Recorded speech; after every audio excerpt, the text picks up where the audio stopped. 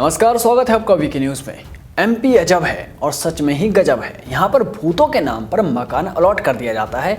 यहाँ आत्माओं के नाम पर सरकारी पैसा खर्च किया जाता है। भूतों के रहने के लिए पूरी व्यवस्था की जाती है।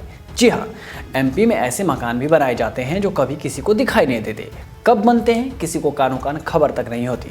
हैरत की बात यह कि मकान लाखों के हैं। जी हाँ, मामला अटपटा है पर सच है, जिसे जानकर आप भी चौंक जाएंगे कि कैसे यहाँ पर भूतों के नाम पर सरकारी मकान बनाए जा रहे हैं और लाखों रुपए लुटाए भी जा रहे हैं। आप ये वीडियो देखिए।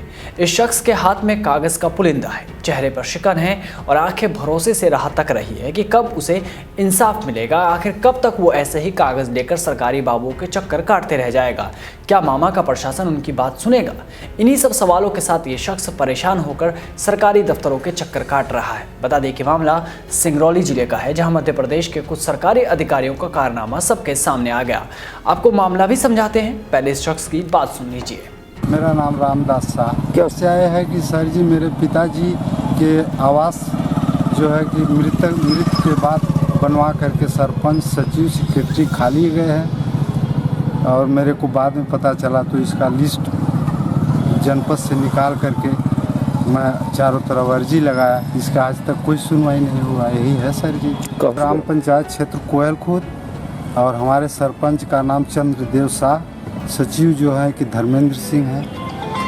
कोई कार्रवाई नहीं हुई। कहाँ आप शिकायत की है? मैं किया हूँ जनपद, जिला जनपद और जो है कि एसडीएम साहब, पुलिस अध्यक्ष, कमिश्नरी रीवा, भोपाल, पंचायत सचिव।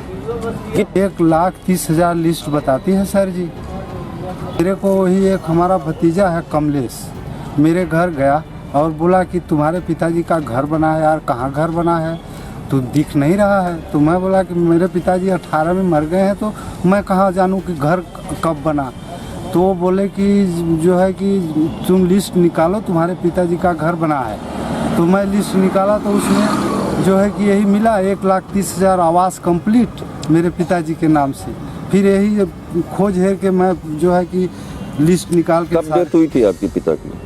एक 9। पिताजी की मृत्यु कब हुई थी? सन 18 में हुई थी सर जी। आज मैं कलेक्ट्रेट में अर्जी लगाया। अर्जी लगाने के बाद मेरे को पावती मिली है कि 15 दिन के अंदर इसका सुनवाई होगा। तो सुना आपने, सरकारी कागजों के हिसाब से 2 साल पहले मर चुके शख्स के नाम पर पीएम आवास योजना के तहत मकान आवंटित कर दिया गया। इतना ही नहीं, मरे हुए शख्स के नाम पर 1,30,000 की राशि भी निकाल ली गई है। मामले का खुलासा तो तब हुआ जब इस बात का पता मृतक के बेटे रामदास को चला।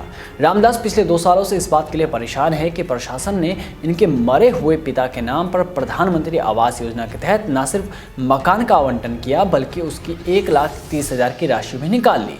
मामला तो चौंकाने वाला था ही। रामदास को भी जब इस बारे में पता चला तो वो भी कुछ समझ ही नहीं पा रहे थे।